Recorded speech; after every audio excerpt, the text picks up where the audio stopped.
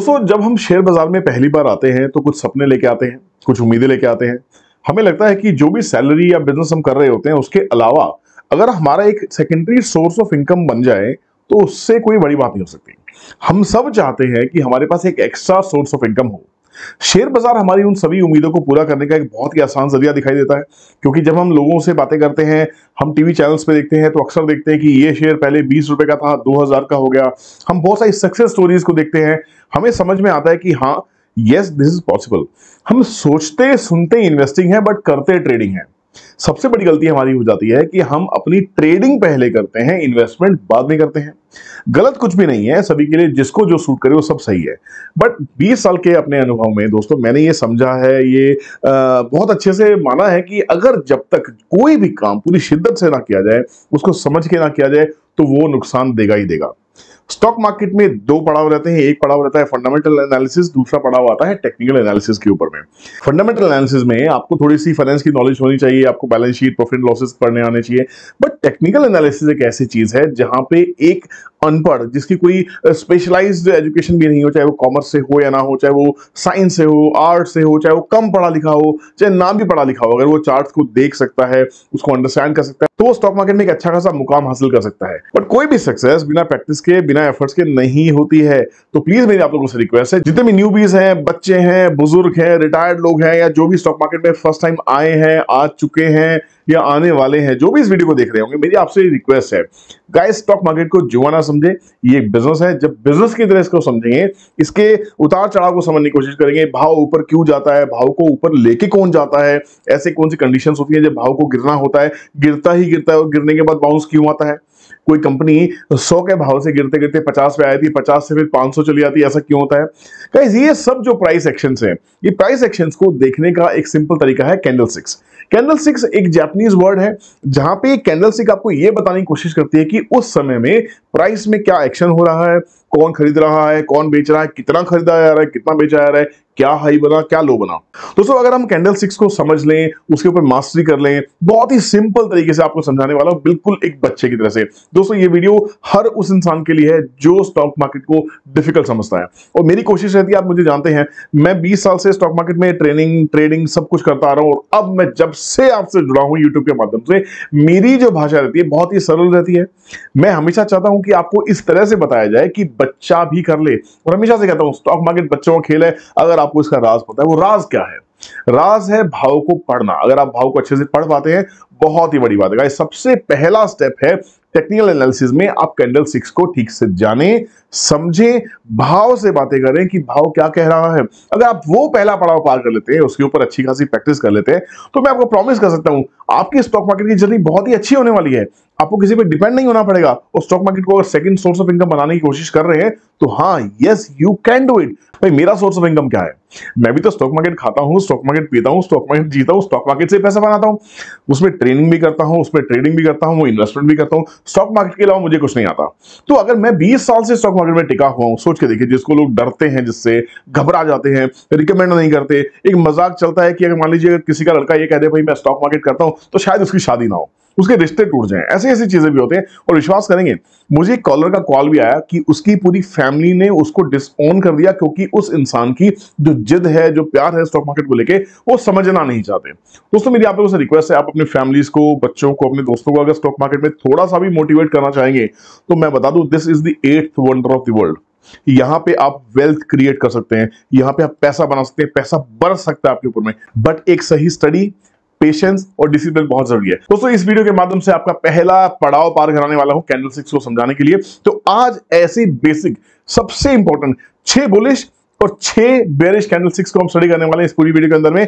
आराम से समझना, बहुत ध्यान से, बिल्कुल सिंपल लैंग्वेज के अंदर में, कोई डिफिकल्ट टेक्निकल वाली लैंग्वेज नहीं होगी कि आपको लगे कि भाई एक प्रोफेशनल बोल रहा है, आपको लगेगा कि आपकी तरह आपका भाई आपसे बात कर रहा है। ठीक है, तो प्लीज इस वीडियो को अंत तक देखिए, समझिए, देखिए प्राइस को कैसे समझाया जाता है, और फिर उसके बाद सेकंड पड़ाव पार कीजिए। सेकंड क्या है उसके ऊपर वीडियो लेके आऊंगा, बट पहला पड़ाव आज पार करते हैं। चलते हैं मेरी कंप्यूटर स्क्रीन के ऊपर में और समझते हैं कैंडलस्टिक्स क्या होती है। चलिए, लेट्स कम।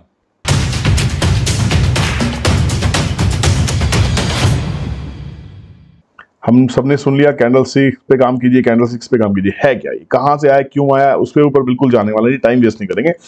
कैंडलस्टिक्स में 3 चीजें होती हैं। एक होती है हमारी बॉडी, एक होती है उसकी विक, और तीसरी चीज होती है उसकी कलर। बॉडी आपको बताती है कि कैंडल कहां खुली, प्राइस कहां खुला और कहां पे क्लोज हुआ। विक्स आपको बताती हैं कि प्राइस ने कितना हाई मारा और कितना लो मारा। कलर बताएगी उसका ट्रेंड, उसकी स्ट्रेंथ। गाइस अपने नोट्स बना लीजिएगा प्लीज, अगर नोट्स बनाने का टाइम नहीं हो, सुनने में अगर आप मशरूफ हो गए तो प्लीज बाद में वीडियो को डाउनलोड करके इसको जरूर देख लीजिएगा, ठीक है ना। तो यहाँ पे किसी भी कैंडल के तीन ही पार्ट होंगे। पहला होगा उसकी बॉडी, दूसरा होगा उसका विक। विक किसे कहते हैं? विक होती है शेडोज। ये जो आपको लाइन दिखाई दे रही है कैंडल के ऊपर में, ये होती है शेडोज। मतलब ये हाई होता है और ये लो होता है। And this is opening and this is closing. अब ये रेड कैंडल के लिए अलग हो सकता है, ग्रीन कैंडल के लिए अलग हो सकता है, बट विक का मतलब सेम है। अब पहले समझ लेते हैं अच्छे से कि विक को कैसे समझा जाए। अगर कोई भी कैंडल में एक ऊपर विक है, एक नीचे विक है, तो हाई और जो लो मार्क होते हैं प्राइस ने, जो भी हाई बनाया होता है, जो लो बनाया होता है, उसको हम विक से रिप्रेजेंट करते हैं। बट विक एक्चुअल में है क्या? विक का मतलब है रिजेक्शन। ये समझना बहुत जरूरी है। रिजेक्शन का मतलब ये है कि बाजार इतना ऊपर गया था और यहां पे उसका सेलिंग प्रेशर आ गया, तो यहां पे आके वो फाइनली क्लोज हुआ। तो कहने का मतलब ये है कि इस रिजेक्शन से ये क्लोजिंग है, इस रिजेक्शन से ये क्लोजिंग है। अब बुलिश और बेयरिश कैंडल के लिए, दोनों के लिए अलग अलग हो सकता है।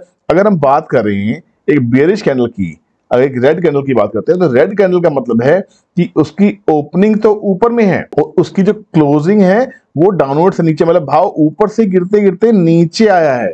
बेयरिश कैंडल का ये मतलब होता है। और अगर बुलिश कैंडल की अगर हम बात कर रहे हैं, तो बुलिश कैंडल के अंदर में हमारी ओपनिंग नीचे होती है और क्लोजिंग ऊपर होती है। मतलब भाव ऊपर चढ़ा है, बहुत सिंपल सी चीज है।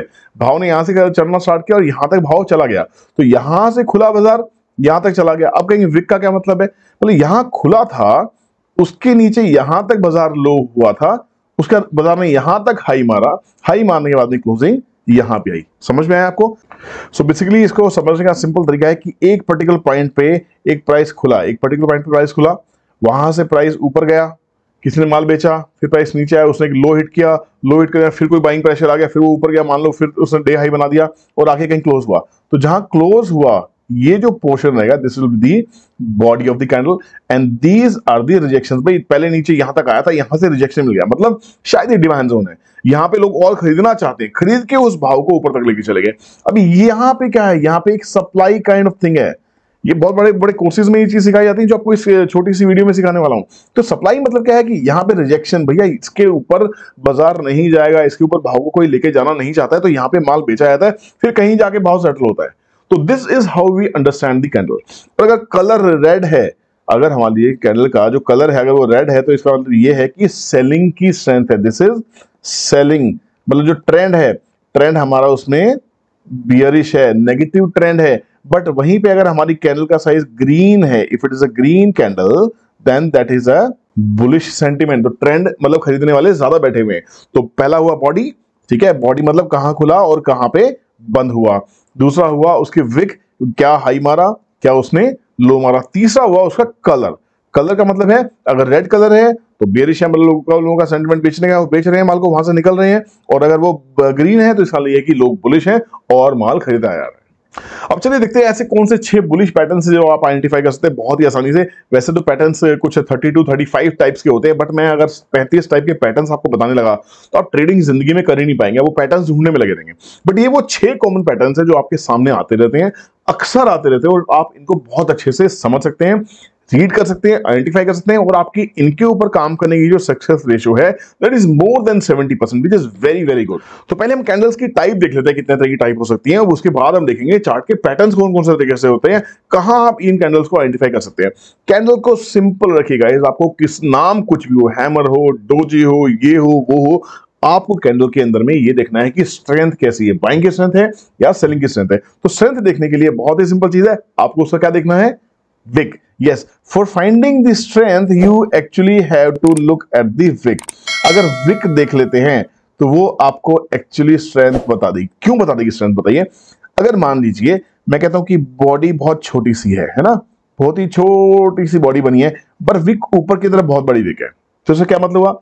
देखिए कमेंट सेक्शन में। इसका क्लियर मतलब है सेलिंग रिजेक्शन, मतलब यहाँ पे ये भाव ने हाई तो मारा था, क्लोजिंग आई मतलब जो विक है, wick is more than the body, तो यहाँ पे सेलिंग भी है, ये सेलिंग का प्रेशर आपको दिखाई दे रहा है।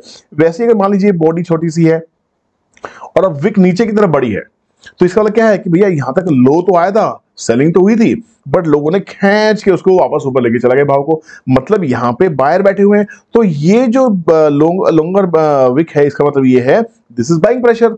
वैसे ही अगर मान लीजिए कोई छोटी सी बॉडी है और छोटी सी विक है, तो इसका मतलब क्या है, इसका मतलब ये कि इंडिसीजन, मतलब लोग इसमें समझ नहीं पा रहे कि खरीदे बेचे, बहुत ज्यादा एक्टिविटी इस प्राइस पे नहीं हुई है, बल्कि यहाँ पे प्राइस ने बहुत ही कम रेंज में ट्रेड किया है। जितना बड़ा साइज कैंडल का होगा उतनी बड़ी रेंज है प्राइस की, अगर छोटी सी बॉडी है इसका मतलब ये कि प्राइस बहुत ही कम रेंज में ट्रेड किया है। तो यहाँ पे अगर ये लाल हो जाएगी, हरी हो जाएगी, तो फिर इसका सेंटीमेंट बदल जाएगा।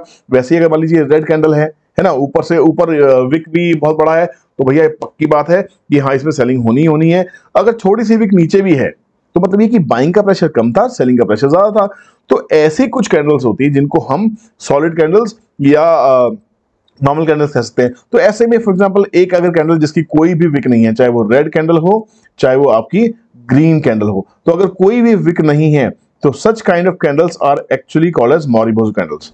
तो ये बहुत ही स्ट्रॉन्ग सेंटीमेंट्स बताते हैं कि हाँ यहाँ पे बाइंग प्रेशर या सेलिंग प्रेशर बहुत ही जबरदस्त है, इनके ऊपर ट्रस्ट किया जा सकता है। बट किसी भी एक कैंडल के ऊपर में आप काम नहीं कर सकते, आपको नेक्स्ट कैंडल के फॉर्म होने का वेट करना होगा कि अगली वाली कैंडल क्या बनने वाली है, क्या पिछली कैंडल के सपोर्ट में बन रही है, कोई सपोर्ट रेजिस्टेंस को तोड़ रही है, देन इट मेक्स सेंस कि भैया हाँ यहाँ पे हम काम कर सकते हैं। ऐसी जो छोटी कैंडल्स होती है जिसमें बॉडी बहुत छोटी होती है और विक बड़ी होती है, इनको हम कहते हैं डॉजी कैंडल्स।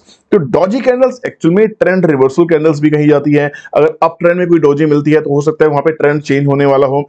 एक्चुअल में इंडिसीजन कहा जाता है कि भाई ऊपर का ट्रेंड तो स्टार्ट हो गया, बाजार ने एक हायर हाई हायर लो बनाया, बहुत ऊपर तक बाजार चलता रहा, बट यहाँ पे कहीं जाके डॉजी फॉर्मेशन अगर होने लग जाए और सीरीज ऑफ डॉजी अगर फॉर्मेशन होने लग जाए, तो इसका मतलब ये कि लोग इंडिसीजन में आ गए हैं।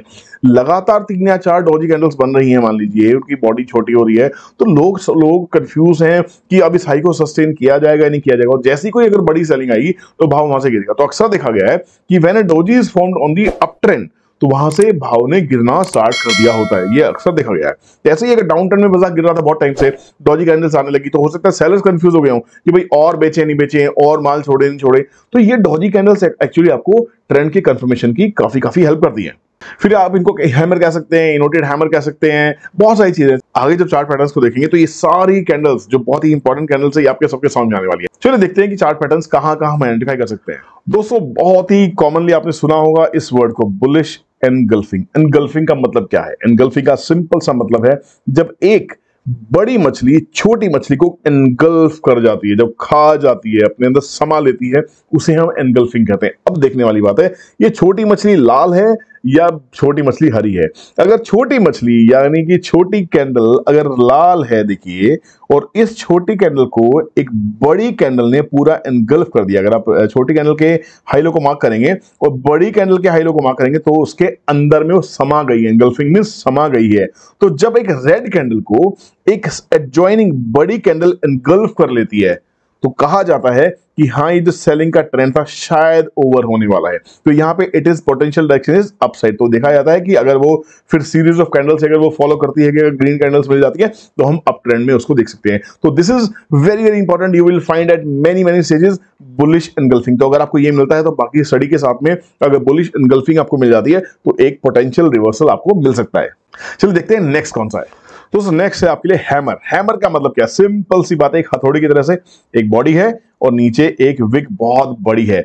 ये हैमर बेसिकली अगर एक डाउन ट्रेंड में हैमर बन जाए, तो मैंने आपको क्या समझाया थोड़ी देर पहले कि बॉडी छोटी है और विक बड़ी है, मतलब ये कि भाव नीचे तो गया था, पर अब यहां पे भाव में खींच के भाव को ऊपर लेके आया गया। दैट मीन्स बाइंग प्रेशर उसमें दिखाई दे रहा है। अगर विक बड़ी है तो बाइंग प्रेशर रिजेक्शन है, लोअर प्राइसेस को रिजेक्ट किया जा रहा है, मतलब वहां पे कोई डिमांड जोन है, कोई बायर बैठा हो, बड़े इन्वेस्टर्स बैठे हैं, स्मार्ट मनी बैठी, कोई तो बैठा हुआ है ना। तो यहां पे जब अगर बेसिकली एक हैमर डाउन ट्रेंड पे अगर आपको दिखाई देता है, तो भी इसकी पोटेंशियल डायरेक्शन क्या हो जाती है? अपवर्ड साइड में। तो this is again one of the bullish candlesticks which you can easily locate on your charts. चलिए देखते हैं थर्ड कैंडलस्टिक कौन सी है जो आप बहुत आसानी से समझ सकते हैं। जैसे हैमर था वैसे ही इन्वर्टेड हैमर, हथौड़े को उल्टा कर दिया, सीधी सी बात है।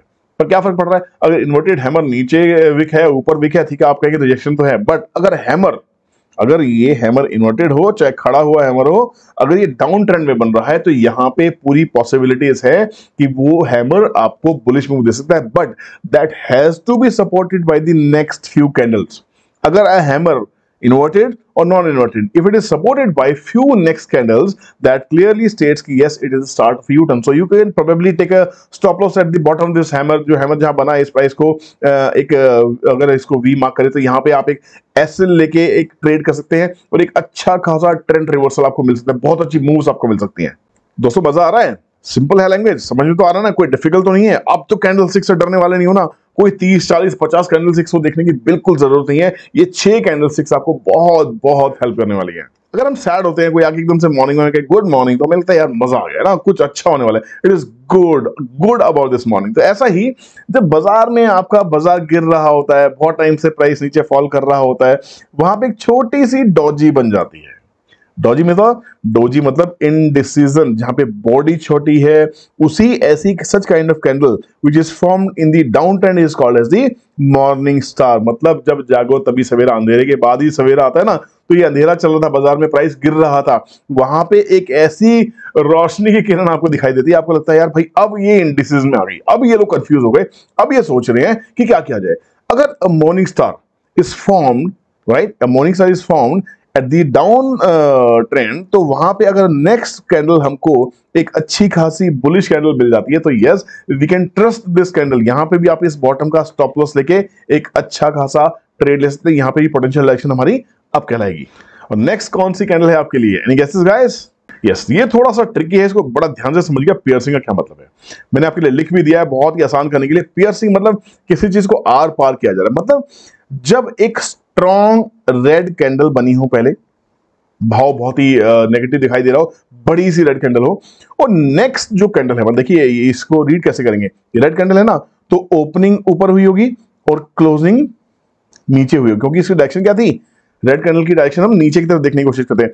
जब नेक्स्ट कैंडल रहेगी ग्रीन बड़ी सी कैंडल, इस क्लोजिंग से ऊपर अच्छी खासी, मतलब ऑलमोस्ट आप कह सकते हैं कि हाफ, मतलब पिछली कैंडल के हाफ को पियर्स करती हुई ऊपर की तरफ खुले, मतलब नीचे खुला था बाजार और ऊपर की तरफ चला जाए, मतलब इसकी डायरेक्शन क्या होगी, ऊपर में। तो यहां पे जो क्लोजिंग है, क्लोजिंग पिछली रेड कैंडल की हाफ से ऊपर होनी चाहिए, तो हमको लगता है कि हाँ भैया इस भाव को पियर्स कर दिया गया, अब यहाँ नेगेटिविटी को कम कर दिया गया है, तो यहाँ पे this is a potential direction that price can start moving up. So let us see what is next for you. Next कौन सी कैंडल है हमारे लिए, देख लेते हैं। नेक्स्ट आती है हमारे लिए 3 white soldiers। आपने सुना होगा सिपाही, सिपाही का क्या मतलब है?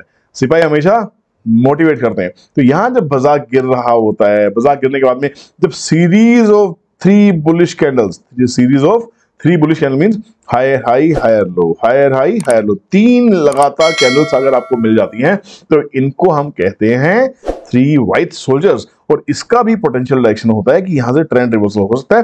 तो यहां पे आप इस बॉटम के आसपास, बॉटम के नीचे एक अच्छा सा रिस्क रिवार्ड रेशो लेते हुए एक स्टॉप लॉस लेके आप एक अच्छा खासा ट्रेड यहां पे ले सकते हैं, जो आपको हो सकता है बहुत ही जबरदस्त रिटर्न है यहाँ पे। दोस्तों जैसे हमने ये 6 बुलिश कैंडल्स को आइडेंटिफाई किया है, वैसे ही 6 बियरिश पैटर्न्स भी हैं, उनको भी देखने की कोशिश करते हैं, समझिएगा और उसके बाद ही ट्रेड लीजिएगा। दोस्तों जैसे हमने बुलिश एनगल्फिंग सीखी थी, वैसे बियरिश एनगल्फिंग मतलब एक बुलिश कैंडल को जब एक रेड कैंडल एनगल्फ कर लेती है इन दी अप ट्रेंड। ध्यान दीजिएगा, हम ट्रेंड रिवर्सल्स पे काम कर रहे हैं। जो आदमी ट्रेंड रिवर्सल को सीख जाता है, ट्रेंड रिवर्सल्स को आइडेंटिफाई करना स्टार्ट करता है, मतलब वो पैसे बनाना नहीं, पैसे छापना शुरू कर सकता है, बिलीव मी। बट हम क्या करते हैं, हम कहीं भी घुसते हैं, किसी भी जगह घुस जाते हैं, ये गलत तरीका है ना।